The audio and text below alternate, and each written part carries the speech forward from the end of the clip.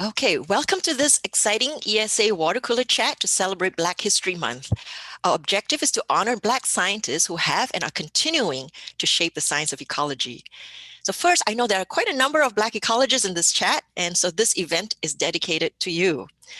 And it is my honor to present our panel of three highly accomplished Black ecologists: Dr. Rashida Farid, a research assistant professor at Tuskegee University; Dr. Amina, Pollard, limnologist and ecologist at the U.S. Environmental Protection Agency; and Dr. Stuart Pickett, distinguished senior scientist at the Cary Institute of Ecosystem Studies. I will introduce them in greater detail as I invite each of them to deliver some opening remarks in a moment. If you haven't participated in our water cooler chat before, here are a few things to note. This chat is intended to be informal, so all of you are welcome to join in, and we welcome your questions and comments. If you would like to speak, please go to the participants list and click on the digital blue hand. So you need to look for that raise your hand button. Or you can simply post your comments on the chat, and we'll try to monitor them and get to as many of your comments and questions as we can. Now let's turn to our guests. So let me stop sharing the screen for a moment. Yes, okay. And again, for those of you who are just joining in, this chat is being recorded. Okay. So I'll begin with Dr. Rashida Farid, and she's a wildlife ecologist with a broad range of knowledge and research interests in population ecology, molecular genetics, wildlife management, sustainable agriculture, and endangered species conservation. And she joined the Tuskegee faculty in 2019. And prior to that, wow, she's had an action-packed career, including work for the U.S. Army, the National Park Service, Fish and Wildlife Service, and she's also a recipient of the McKnight Doctoral Fellowship. So at Tuskegee, she runs her own ecosystem sustainability and ecological resilience lab, which focuses on conservation of southeastern biodiversity that contributes to the ecosystem management, community resilience of humans and wildlife, and promotes sustainable agriculture. So Rashida, tell us more about all this research that you're doing. Thank you so much for that introduction. It was really great. I have to say again, I'm Dr. Farid. I typically go by Rashida. It sounds like a lot, but I will tell you that most of my research and what I do draws from two different places. So one is background. And so I come from an agricultural background. I'm from rural Alabama. And so I have a background in animal science, my BS degree, my master's in plant and soil science, although I did a molecular genetics project with amphibians, and then my PhD is in wildlife. But also where I am now. And so a lot of what I do is really put it on where I am now. And Tuskegee University, as many of you know, is a historical HBCU. We have a huge community extension component to what we do. And actually every faculty member in the College of Ag, where I am, as an equal appointment of research, extension, and teaching. In my case, teaching is only 20% of what I do. So I spend most of my time doing research and extension.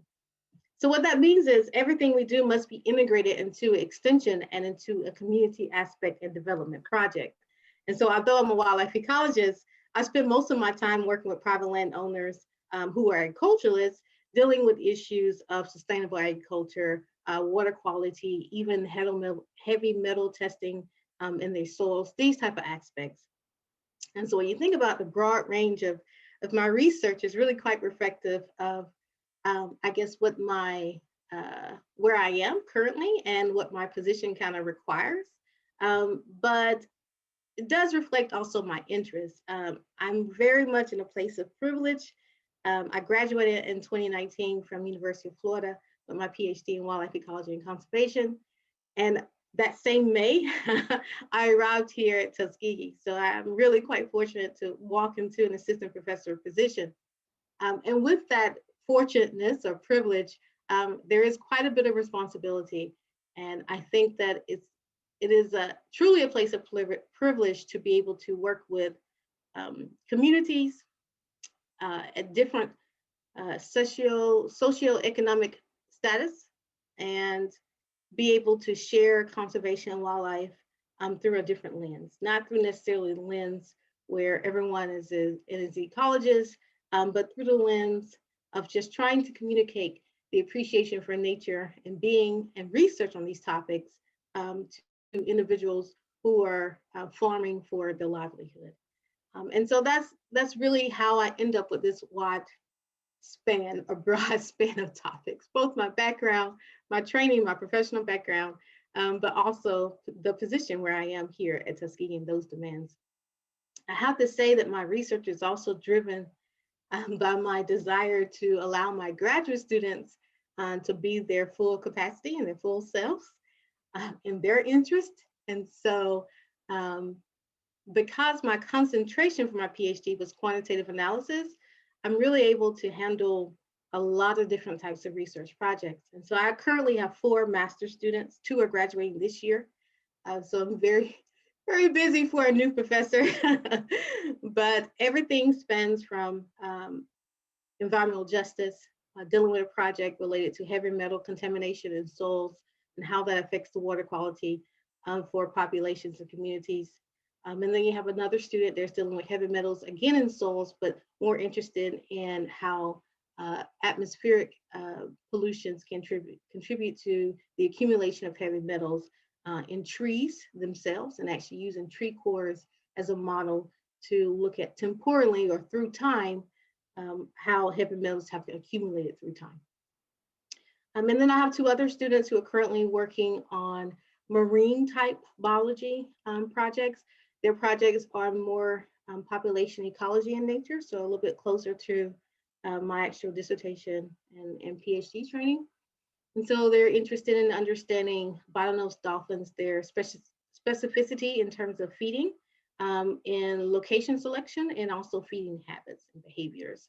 So a little bit of behavior coming in from my PhD in understanding social mammals, and a little bit of feeding strategy, as well as locality with GIS and remote sensing technology.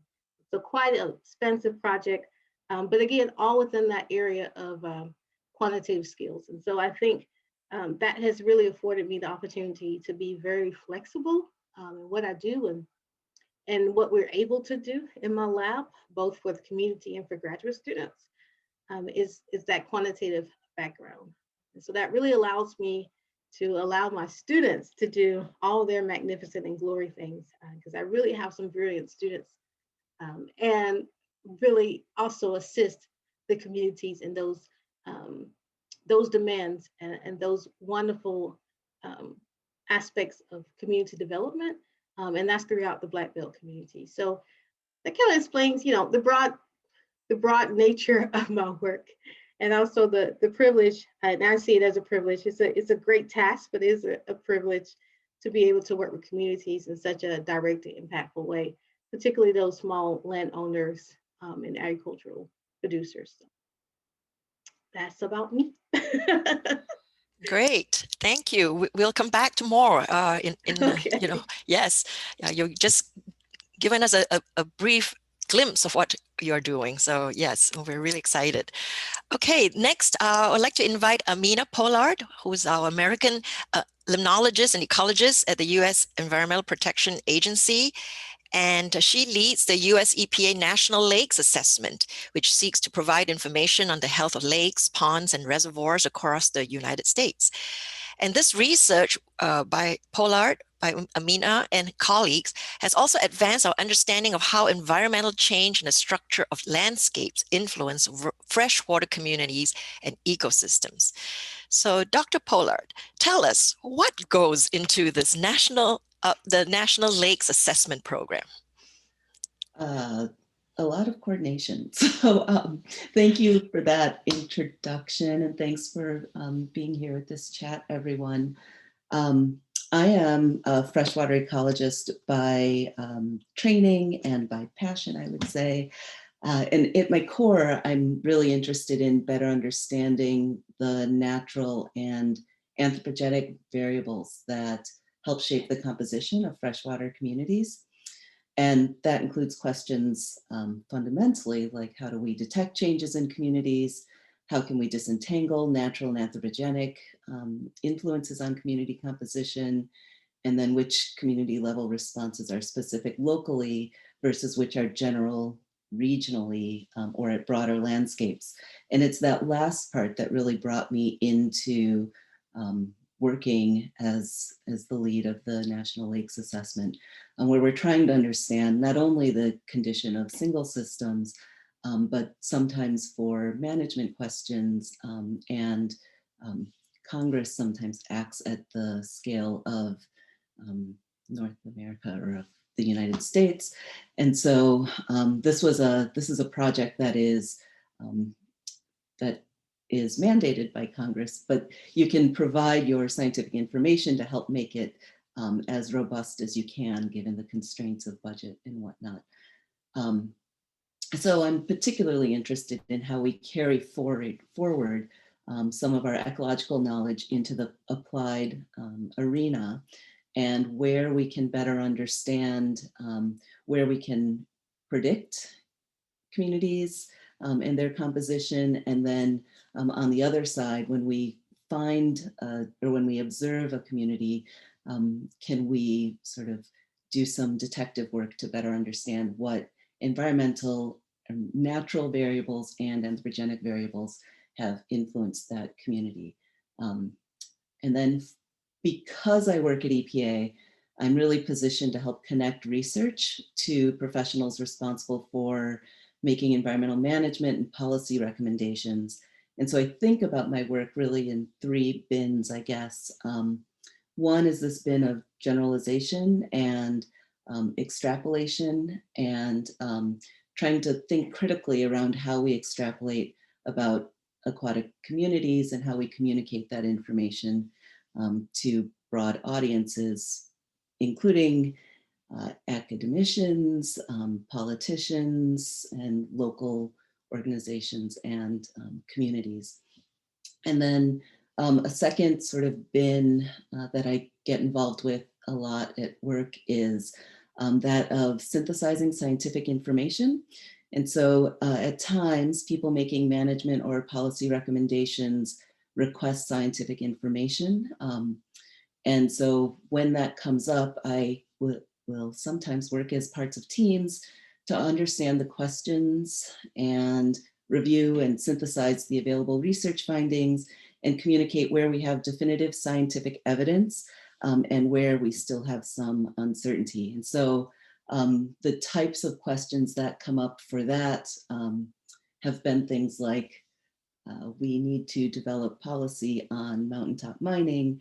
Could you please tell us the impacts of mountaintop mining? And then you have to filter through that and get down to what the attorneys and policy decision makers need. And so it's kind of a fun way of thinking through scientific problems and pulling together multiple lines of evidence into a cogent argument that is used by our professionals who are making policy recommendations. And then sort of the third bin of work that I do, which is shaping a lot of my career, is integrating scientific expertise with leadership. And so the National Lakes Assessment is a field-based program where we work with states and tribal environmental agencies across the United States, and including Alaska and Hawaii. And we sample about 1,200 lakes in a field season, and we can use sort of my background and understanding about freshwater ecology to help design and implement and train field crews and really push forward the analyses of after the sampling has been done, and then communicate about the biological and chemical condition of lakes across the US. And then I've recently moved to a new position within EPA where I'm the research coordinator for EPA's national water programs. And in that position, I help to strengthen connections between research and the science needs of the agency's water programs. So in that sense, sort of coordinating and leading teams and getting people to volunteer their precious time to contribute to what I need to do has been a very big part of my career and a fun part. Thanks. Great, thank you. All right, Dr. Amina, that's great. Okay, so you've given us also a lot to think about in terms of how research and policy and communities all interact. And, you know, I think that that's at the national level, it's a really exciting area to be in. So we'll turn to Stewart next, Dr. Stuart Pickett. He's distinguished senior scientist and a plant ecologist at the Cary Institute of Ecosystem Studies. And fun fact, Dr. Pickett is also the first Black ESA president, woohoo, in 2011 and 12. He's an expert in the ecology of plants, landscapes, urban ecosystems, and he's the founding director of the Baltimore Ecosystem Study back in 1997. And he also co-directed the Urban Sustainability Research Coordination Network, which became a model for NSF's research coordination networks. So his research has focused a lot on the ecological structure of urban areas and vegetation dynamics, and has lots of national and global applications. So Dr. Pickett, tell us more about all this research and what it's all about for you. Wow, what it's all about for me. It's, yeah, I've been doing this a long time. And as I look around the Hollywood squares here and I see so many faces that I interpret as being much younger than I am, I'm kind of amazed to say how long I've been doing this. But I started out being fascinated by plant succession. How was it that plants were able to make a living in these disturbed and sometimes inhospitable environments of early succession? And that has been a key to my career, looking at the changes in ecological systems over time. And I was taken by that into two sort of additional sorts of areas. One is looking at disturbance, natural disturbance, which when my colleagues and I first started talking about this, of course, succession has to start with something. And so disturbance is the kind of event, the collection of events that start succession. But people really hadn't paid much attention to that as an ecological factor. It was just something maybe in the background. What they were really concerned with was how the communities progressed or developed after disturbance. And so I was really privileged to be in the forefront with some other colleagues and looking at the nature of disturbance. And then what that does is to begin to make you look at succession in a spatial context, recognizing that different places are disturbed to different degrees at different times. And so you get this complex mixture of space and time. And so that's really the sort of conceptual key to most of my career. And one of the things I have to say, looking at so many young folks, is that I have been able to do this in just the most amazing range of places. And when I was a kid, I'm not saying that you all are kids, but when I was a kid and when I was just first starting my career, it just never occurred to me that people would pay me to go to South Africa, to go to the Middle East, to go to South America, to go to China and share experiences, help interpret what they were seeing, learn from them, and to take my crazy points of view and be able to exercise them in so many places. And so that means that I have been able to try out these ideas and to have these ideas developed by interactions with lots and lots of people. So eventually, Teresa mentioned I'm doing urban ecology. That's the thing that's really captured my interest now. And that's it's a growing field, especially in the United States. It's a relatively new field in the United States. People in Europe have been doing this longer, a little bit longer, perhaps in China also. But in the United States, it's only about 25 or 30 years old. And so to be involved in trying to convince ecologists that hadn't thought much about cities, that cities were worth thinking about ecologically, and you could think about them in similar ways to the ways you thought about the prairies or the lakes or the streams or the forests or whatever, except, of course, you have to make sure that you're thinking about people as a part of the system, not people as something outside the system. And so that has really required me to work with social scientists and geographers and historians and all kinds of people whose languages I did not know. And so that's been a really mind-expanding experience to become an urban ecologist. That's why I have to wear the hat to keep things from exploding. But it's been a real treat. And then I really have to say that as an African American working in cities, one of the things that you cannot avoid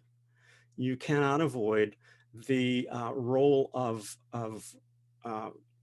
racial structures and racial segregation as part of the environment, as part of the drivers for how urban ecosystems work. And so that has taken me in new directions that I had not studied for and I had not been trained for, but I have generous colleagues.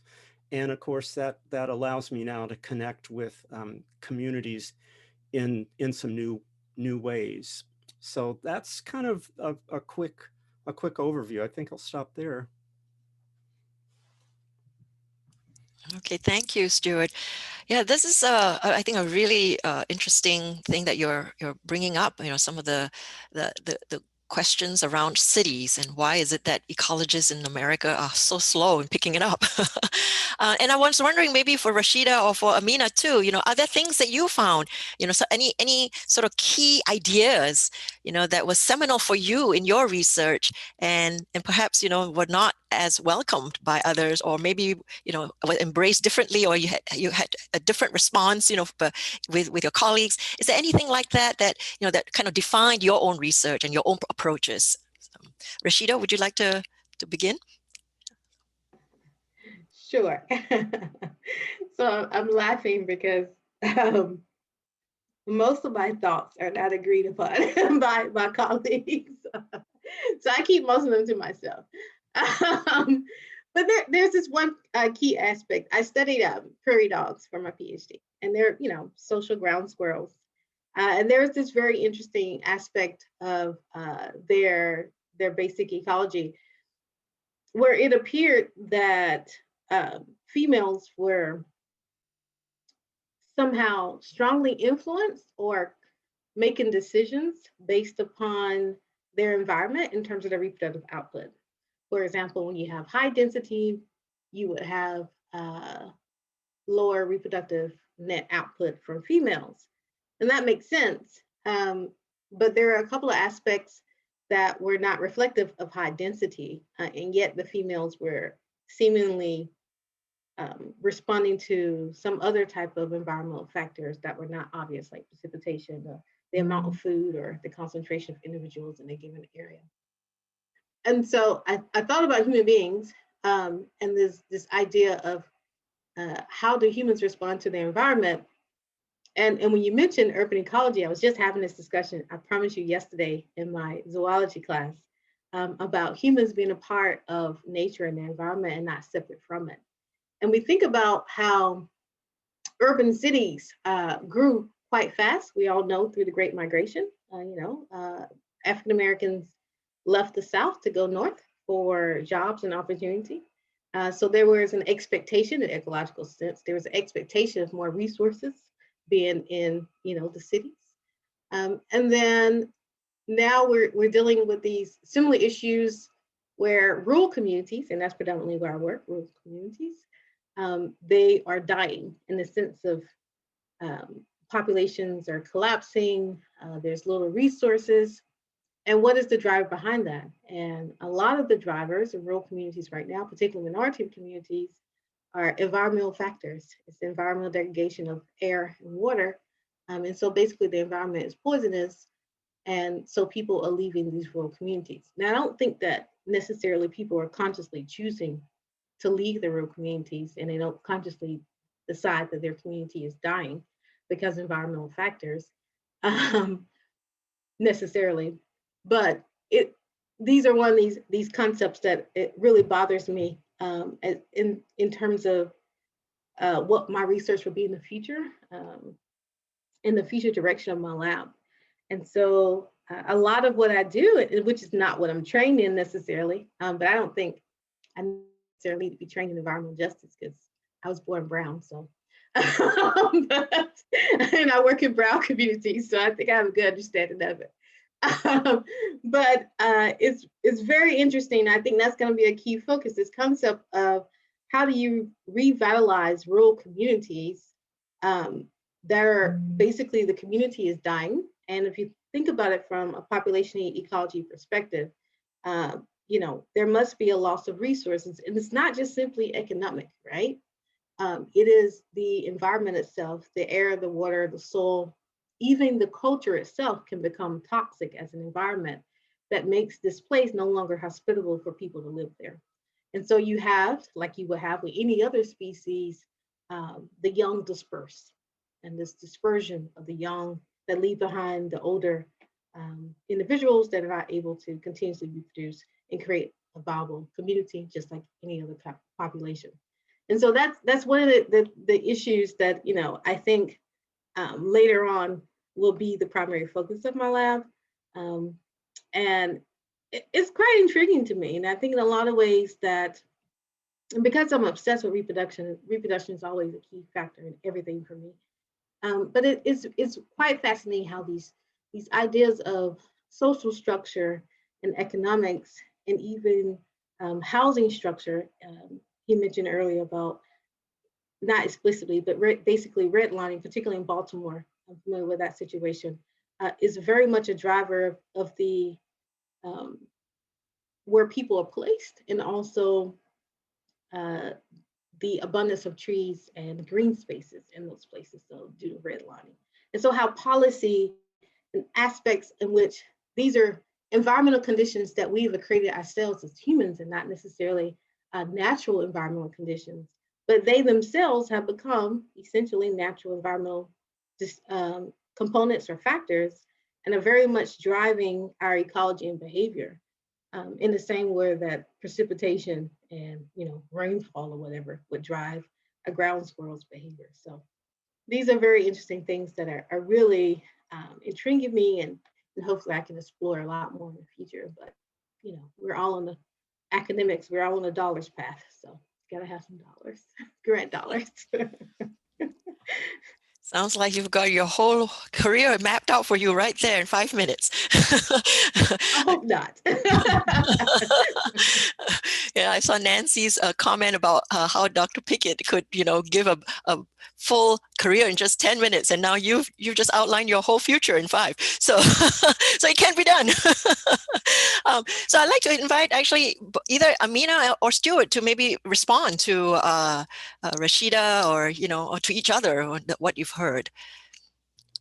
Let me just really quickly respond to Rashida. I think that her points about the environment is something that people are part of, and it's also made. The environment isn't something that's given. And this is true in cities, this is true in the countryside, and your concerns with rural depopulation and the loss of social capital and other kinds of capital in rural areas is something that is a problem in many countries, not just the United States. So I'm delighted to hear that you're going to turn some attention to that. Hopefully. Hopefully. Amina, would you like to chime in? And I would just say that it's what's been eye-opening to me throughout the years has been that we have a lot of information. We have a lot of scientific information.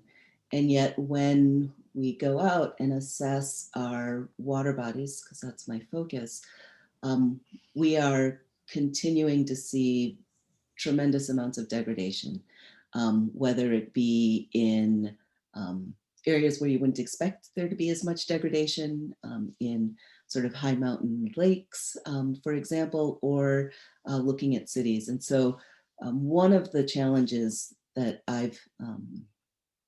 that has come to me over the years is how do we take the vast amounts of information that we have and move it into an arena where people who are equipped and have the responsibility for making decisions can use our scientific information. Decisions are going to be made regardless of whether or not we're at the table.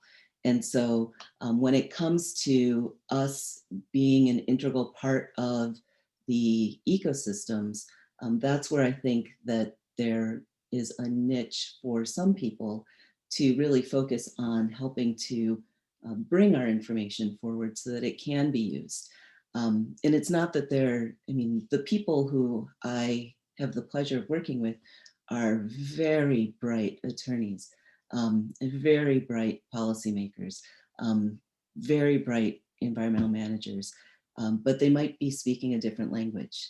Sort of the way my mind turns off when I'm reading legal briefs of longer than a few, paragraphs. Their mind will turn off as they're reading some of our more technical papers. And so there can be just a place for helping to, I'm hopeful that there's a place for maybe turning things around a little bit so that we don't see as much continued degradation, but that we can eventually get to more of a environmental thriving, regardless of where you are in the landscape of this country. Thank you. Yeah, and I also just wanted to point out there's a question in the chat from Neil Martinez, I think it is. And he's asking, what is the current state and future of ecologists overcoming this erasure of humans from ecosystems? And I guess I would also, maybe ask the question in this way. Do you see that ecology is fast becoming a social science? So anybody would like to answer that? And also welcome anybody else on the call who would like to voice their question. You can just simply put up your little blue hand and I will call upon you. Okay, so yes, would anyone like to respond to that? I'll start and try to be quick to leave space for the others, but I think that many ecologists are becoming more aware of the role of humans now and in the past in ecosystems. Not everybody loves that point of view, but more and more people accept it, and many people in that group are saying, how can I understand this? And how, like Amina suggested, how can I help interpret this in various decision-making realms, like whether formal decisions or helping communities to understand their own role in their environment. So I think it's improving. I wouldn't say we're becoming a social science. And I know my social science friends would really laugh if I were to call myself a social scientist. But the connections are getting to be much, much better. Great. Rashida? Yeah, I agree. I wouldn't call us necessarily a social science, right? But I would say in regards to these connections, nature is a beautiful thing. And so there's like a few types. I characterize ecology and our pursuits in a few different ways. There's like a standard pursuit of just general understanding of what's going on in the natural world. And then there's our understanding of how we screwed up the natural world and how we can fix it.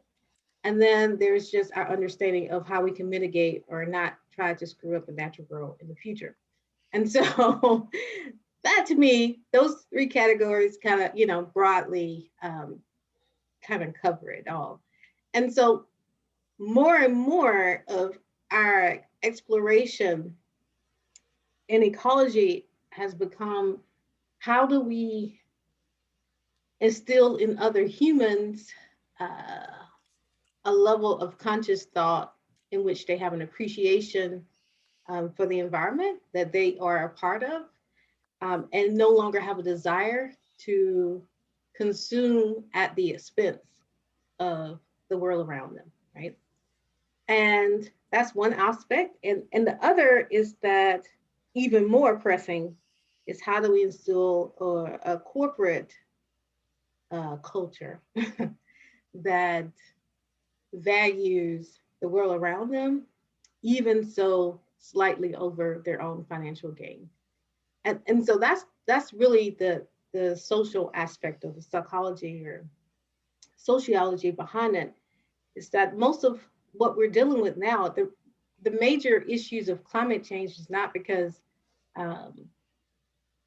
we don't understand how climate is changed. It's trying to impose upon ourselves a different philosophy and how we go about in the world that we live in. And that is definitely a social issue, not necessarily an ecology or ecological issue, right? And so I think about also, you know, I have my students watch this movie on Netflix. I'm sure a lot of you have seen it before, but it's called My Teacher the Octopus. It's kind of brand new on Netflix, but it's really cool. And so this guy is going through this self-discovery in which he explores the underworld world, and he falls in love with this octopus, not literally in love, but just in love in terms of interaction. But my point of all that is that so much of what we do and what we're trying to mitigate is based upon actions that have occurred because humans have lost a connection of their own belonging in nature.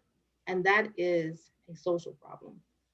It is an ecological result, but it's definitely a social and psychological problem. We don't see ourselves as belonging, and we see ourselves as being completely infallible to our environment and the results of that. And without that basic vulnerability in nature and that fear level that only nature can give, we lack a sense of belonging and respect. And I think that's what people are referring to when they say, you know, we have a major social issue in our ecological issues. Thank you. Very well said. I see a hand up from Nancy. Go ahead, Nancy.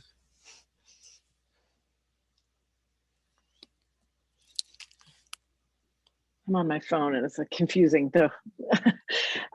Thanks you guys for your perspectives, and they're really great. And hi Amina, and hi Steward. I wanted to ask what, if you'd be willing to reflect on what how your identity as a Black ecologist has influenced your choices of the kinds of things that you work on, if it has, and then secondly, how we can increase the participation of Black ecologists in our field, because it hasn't really moved in the past couple of decades.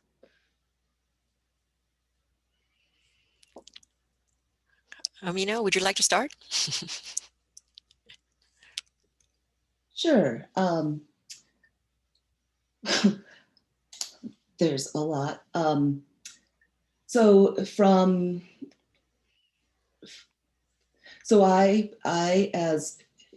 my family history, I have this ingrained notion that I need to use the skills and expertise that I have to be of service to my community. And what that means to me is that I have to find ways to engage with people from broad backgrounds, and to think broadly about how we can include people in the sciences, and how we can expand from what we're doing individually to be broader than ourselves. And that has sort of led me to reflect on where I can no longer see, where I can have an impact, whether that be as an example to people who are working in who are just coming up in the field, or as someone who can be a spokesperson in communities where they're not used to seeing Black people, and particularly leading. But it can be a lot to, it can also be a lot to sort of carry. And there are times when I've really questioned that, often when other people question it publicly. And it just becomes a little bit challenging. From my perspective, I'm encouraged by the discussions that we're having, by acknowledging that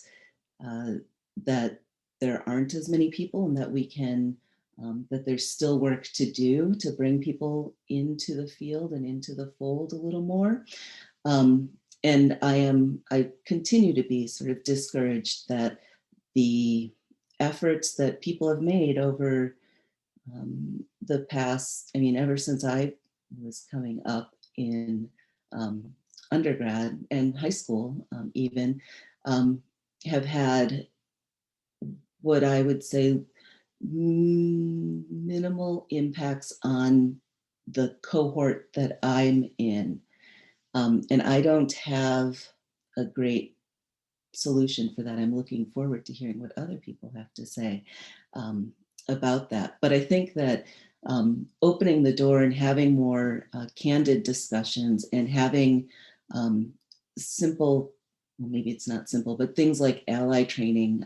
I go out to a lot of smaller communities as I'm traveling around the country, and having people know how they can step in has been incredibly helpful when I'm in difficult situations. So just smaller things like that, but it's definitely impacted me, from down to moving to Washington, D.C. so that I could live in a diverse community, because I understand that my work community might not be so diverse. So I would just say there are impacts, and there's a long way to go. Okay, Rashida or Stuart, would you like to respond to Nancy's question?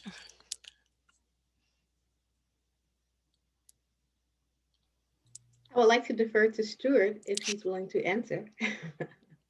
I know I'm long-winded. Well, I'll try to not talk too long so that you have a chance to respond as well. There are some dangers here. One is that everybody, or I should say all sorts of people in the field, are responsible for increasing the inclusiveness of the field. Please don't make that the job of people of color only. So that's one blunt thing I'm going to say. The other thing is that I think that in ecology, as in much of science, we don't recognize the role of diverse ways of thinking, of diverse experiences, of diverse points of origin, of diverse concerns with different kinds of practical issues. Those things are what makes science work. Science doesn't work because scientists are perfect automatons. It works because a community throws its ideas and its perspectives together, and they chew on things together.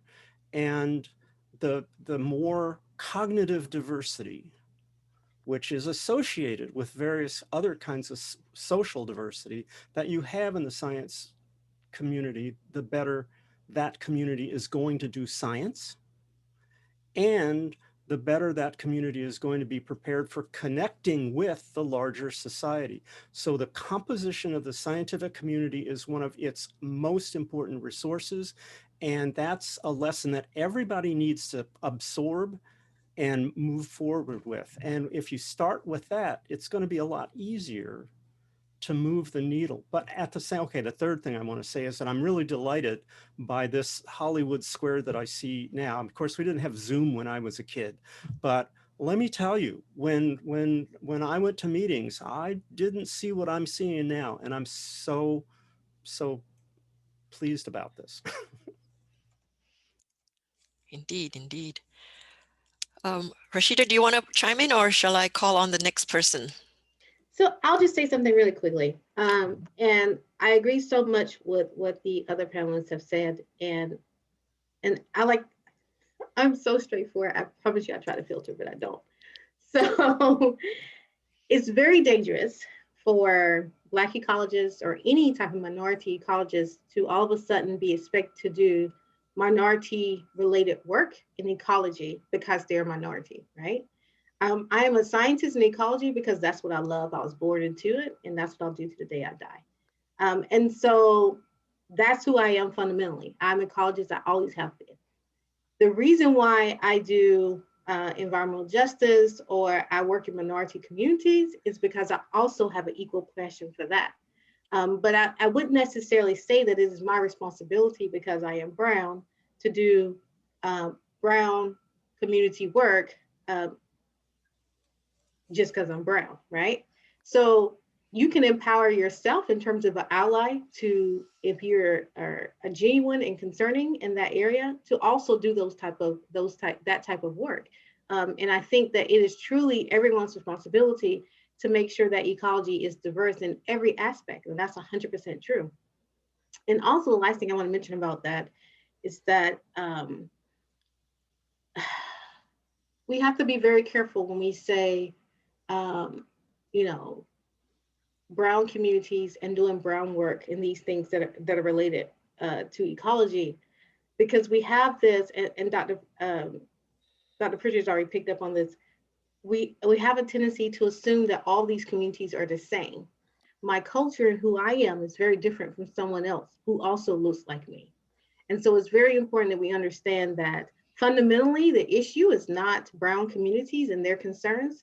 The issue is the basic lack of humanity, right? And if you can tap into that basic humanity and, and treat everyone as an equal human being, then you don't necessarily need to focus how, Black scientists focus on Black scientist issues.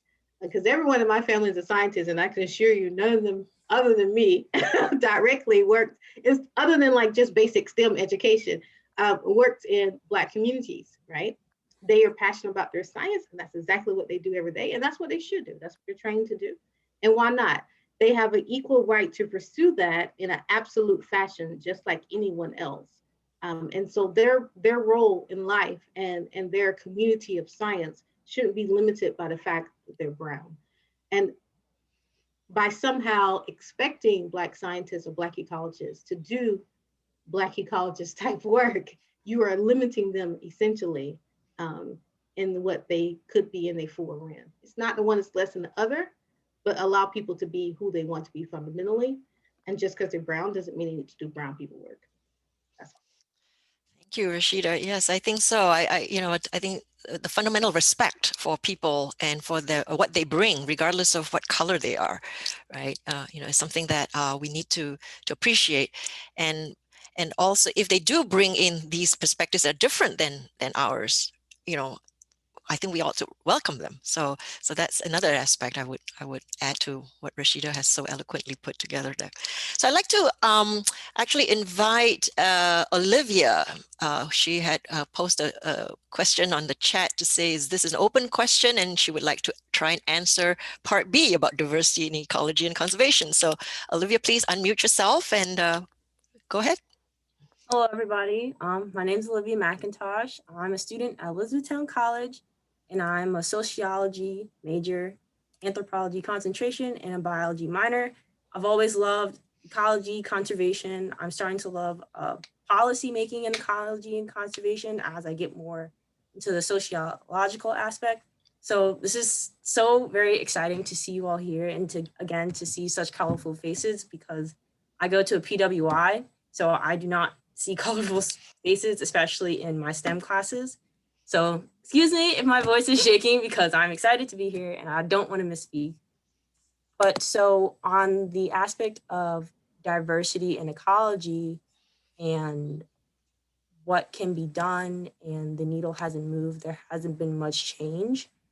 I think I haven't been in this field long, but I've been in a PWI long enough to see the community change more. And I've lived in upstate New York where there's predominantly white people. And I've seen the community change in my predominantly predominantly white high schools enough to know that the community has changed in color, maybe slowly, maybe quickly, but it has changed if you would take a moment to notice. But I also think this diversity change and shift has come about because of the difficulty it is in Brown communities to satisfy the hierarchy of needs. I come from Harlem, New York, so I've lived in inner cities most of my life. My mother has moved around inner cities most of her life. And before she could focus on becoming a corrections officer and going on to open her own business and going on to put her children through college, she first had to satisfy the needs of taking care of her children, taking care of herself, and also taking care of the household. So before the privilege of focusing on science-oriented and research-based educations, she first had to have the income and she first had to be mentally stable. So there's many things you have to satisfy, and there's many pegs in the block of getting to this point where you don't worry about a major or a field that brings you money very quickly, say like a doctorate-based degree where you're a certified nurse or something like that, or where you're a hairdresser, or where you go to a trade school, instead of immediately going into those fields where you can pay off the bills and get right into work, and instead going into long-term fields where you may have to get a master's degree or a PhD, and you have to amass all these student loans on yourself. It's a privilege. There's many layers to getting to that point. So it's not going to, I just wanted to say that it takes time, because there are many issues I hope that everyone's been seeing in the media and reading articles that aren't mainstream and just doing your basic research, that people are still trying and people are still being barred from satisfying this hierarchy of needs and getting to where they want to be in life. Like Dr. Farid and Dr. Pickett and Dr. Pollard said,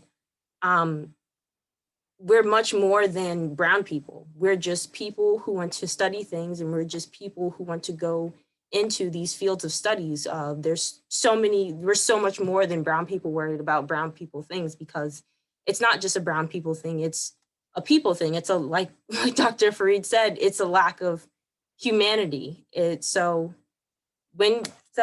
I said, when we can satisfy this hierarchy of needs, and when we can make it out of these situations where we're put under so much pressure, then we can focus more on long-term satisfaction instead of immediate satisfaction. Thank you. That was yeah, I think you brought up a very important aspect that, we sometimes try to gloss over. Yeah. So appreciate that. On the chat, there's some discussion going on. So I think Lou, I don't know, you've posted a couple of things, Lou, and pointed out a couple of resources. Would you like to maybe speak about them? Maybe I can call on Lou. Sure. And Neo responded to one of them, and I concur with Neo's critique that the programs that I pointed out, I see particularly, and I should point out I'm a mathematical biologist and focuses on ecology, and I have seen a tremendous change in that field over the past 20 or 30 years, from people that look like me to people who look more like the diversity of faces that I see across the screens here. And Dr. Martinez is perfectly correct that has not happened, as broadly speaking, in ecology as it has happened in mathematical biology. My only point was that sometimes it helps to look and see what has been successful elsewhere. And I pointed out Alabama A&M because it was a very well thought out attempt to build a master's program there in forestry that has led to a very significant increase in African Americans in the U.S. Forest Service. And so those are just a couple of examples, and I don't know that we've figured out how to do that right in ecology, and I really do appreciate all the efforts that SEED has made to help us at least get a little bit further there. Well, Thank you. Let's put a plug in for seeds. Yeah. Yeah, seeds is great. One thing to say about that is that, the things that Olivia is pointing out are just deep, deep problems, and they're so endemic in this society. But the kinds of things that were pointed to here as ways forward are institutional responses. So getting institutions to say, here is a need, here are problems that we need to recognize that people have, and try to compensate for those problems, bring people along and support them through these institutions. And we don't do that very much in ecology. So again, I'm going to lay lay a lot of responsibility on institutions. Institutions, with few exceptions, kind of keep doing things the way they've always done them. And you know what happens when you keep doing things the same way? Get the same results. Well, there we go. Right. Yeah. And I think it's important to also note that the Ecological Society of America is also going to be perking up, right? Because we are recognizing the systemic barriers and recognizing institutional barriers. And hopefully we are, there's a task force that's been formed to try to address some of these things, to not just to point fingers at people, or institutions, but to try to help people, right? To recognize that. And I think what's really been interesting the last year, I guess, I mean, even in seeds, the kind of safe spaces and conversations that we've had has been really very limited. That Dr. Pollard mentioned the importance of having these kinds of honors conversations has been so small. It's always been internal. But what happened in this last year, right? And I will bring up again, the memory of George Floyd, has really, I think, triggered something in our society to say, no more. We can't continue like this, right? This is just, as Dr. Pickett said, it's just madness, basically, if you keep repeating the same thing over and over. So hopefully we'll all be able to work together on this, some of these more institutional types of issues. Did any of the panelists like to respond? Yeah, I would like to just take a few minutes, because I am very solution oriented, and everything I do, if I have this mantra, if you see the problem and you would like to point it out, you also need to point out some solutions. Otherwise, you're just complaining. So, and so I want to tie some of these things again. We know from the data and the science that if you want to increase minorities and diversity in ecology or any STEM field, then you must have interaction with them very early on, preferably middle school level, that type of interaction. And that's done through summer camps. Tuskegee University has a free summer camp. I encourage other institutions and also industry and government to offer free summer camps, and not only just free, but also offer a stipend. When you're dealing with diverse and minority communities, many of these young people, even at the middle school age, they're expected to contribute to their family household because of economic reasons in the summertime. So they cannot afford to take a free opportunity, right? Even if they want to, because of their family needs. And so also institutionally think about partnerships. And I always use Tuskegee as an example because I run those programs. But 3+1 programs, we have memorandums of understanding between institutions where you're offering a feeder program of undergrads into graduate programs. For my students, I tell them all the time, I'm not interested in training a bunch of technicians, I only train scientists. So I expect you to at least apply to 2 or 3 graduate programs, whether you want to go or not. So that's just how I roll. So that's very important in making sure that minority students are able to pursue graduate education at the same level as their interest. And that is a financial barrier for many students, and that's very important. So just simple things of making sure that you have that outreach at a very early age, and then you're very genuine and sincere. And if you're sincere, then you always provide funding, and that is the big difference. Provide the funding for the students to be there, and provide the funding for them to take advantage of the opportunities. Thank you. So we're at 5 o'clock and I see a hand up. If people need to leave, I certainly, understand that, but if our guests are available, we can continue for a couple more minutes.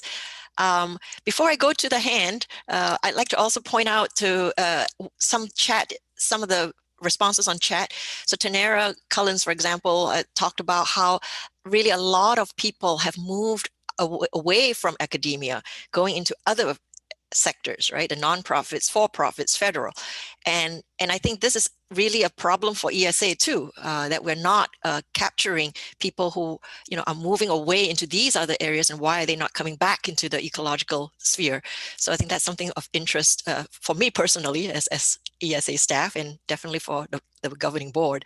So Neil, let's have you chime in here for a while. Yep. Thanks. I just appreciate, first of all, want to apologize because this is Black History Month. We would love to live in a society where we are celebrating the scientific contributions of Black ecologists, but here we're dealing with diversity issues. It's such a problem. That being said, I think one of the largest problems in diversifying ecology is a refusal, and Martin Luther King has a lot to say about white liberals, and people should know what he says about white liberals. I think ecology is made up predominantly by white liberals, and the refusal to acknowledge things like George Floyd type incidents in the academic version is that result in the makeup of upper levels of academia.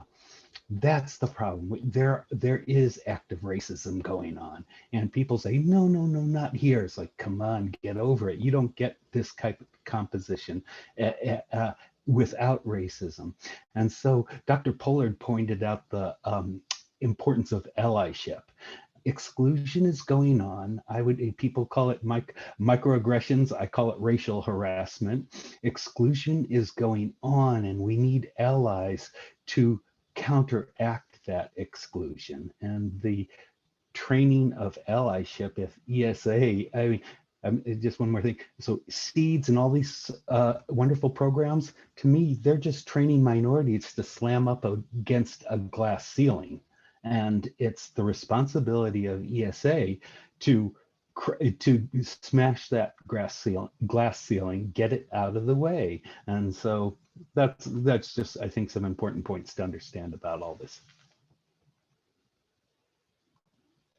Thank you very much, Neil. So maybe I would like to invite each of the guests to have a parting remark, and then we'll call it, we'll wrap it up for the day. Rashida, why don't we begin with you? Why do you do this to me? So I would just respond to the guests there, and those remarks were spot on. And I'll say that really this is summarize what is happening in ecology. The culture of ecology has many elements that are traditional in good old boy system. And as an intern, a professional, I've worked in all different aspects. I worked for 3 different branches of the Department of Interior before I was a graduate student. And I can tell you that the culture of ecology is not one that's very welcoming to anyone that is different from white male, preferably 50 years or older. So we have collectively, and I include myself, quite a bit of work to do to not only teach students that this is what they're going to impact, but also teach them that they don't have to suck it up. Who they are and their identity is just as important as the paradigm and theoretical backing of their chosen field within ecology, right? And you don't have to assimilate, and I have a whole ESA talk coming about this. You don't have to assimilate into an ideology just because you want to study prairie dogs. And we have to start teaching our young people, including white students as well, that it is not okay for you to feel in ecology that you must assimilate into a culture to be a part of the ecology field. And that's no longer acceptable. Thank you. Amina. Yes, I agree, and I appreciate all of the comments that people have made today. And I think there are many ways to participate in ecology. If we're losing people, if minorities are going into different areas that aren't sort of academia, one could ask, Are we losing them from the ecological community? I don't think so, or not in my experience. You can be an ecologist and work in different areas. And so one of the ways of thinking about broadening is in terms of not only racial diversity, but also the diversity of professions that are available to people, and making it clear that that there's not necessarily a hierarchy there. You can contribute your ecological knowledge in a variety of ways. And I think that is one of those barriers that might be worth opening a little bit more. And then I guess I would just say that I am encouraged and continue to be encouraged by the next generation of people who will contribute to ecology. It's going to be particularly important because we rely so heavily on our ecosystems, and we are a part of those ecosystems. And if part of that fails, we're all going to fail. And so just hopefully we'll be able to open those doors and have a more diverse science, both intellectually and in other aspects of inclusion as well. Thank you. Stewart. This is a tricky position to be in. There have been such a great variety of insightful comments. What could I add? Well, the only thing I want to emphasize is that ecology, which sort of jumps off from what Amina was saying, but one of the things that's really important for us as a community of practice is to be as inclusive as we can about what that means. What does the practice of ecology mean? How is it expressed? It's expressed in so many ways. And, you know, I grew up in a university. I'm not in one now, but it's kind of a quasi, you know, it's like a department of ecology without the university. And this sort of this putting the professoriate on a pedestal and sort of denigrating all the other wonderful and crucial ways there are to have an ecological career and to express ecological knowledge and perspectives in the larger society, maybe I should say in multiple societies. I think that is a fundamental problem that we have. Race is one bad expression of that. Sort of careerism is another bad expression of that. So I think we need to really honor the diversity of ways that people should be able to do ecology with great respect. So I'm done. Okay, thank you so much. This has been an awesome chat, and you have all really brought your science to us and brought your experiences and your journeys to us as well. And I think maybe if I can sum this up in one sentence from what I am hearing too is no Black ecologist should ever have to justify their interest in ecology. So and I hope that we see this no matter which way the Black ecologists want to practice, it should be welcomed. And to me, that is the beauty of this. And I think all of you, our panel has said how much richer our field can be if we just be open to all the different ideas that different people are bringing in. So thank you so much for being part of this Black History Month special event for us, for ESA, and for your encouraging comments. And we really needed to hear some of the things that have been happening, but we also needed to hear some of the solutions and possible ways forward. So, and thank you to all the participants who have also helped with this whole process. Please do stay in touch. I also see Naima's note about the Black Ecologist section. So I just wanted to point that out. Naima is one of the leaders of the Black Ecologist section to continue this conversation and not let this go by the wayside. So thank you again, everybody, and take care. Have a wonderful weekend. We'll see you again next time.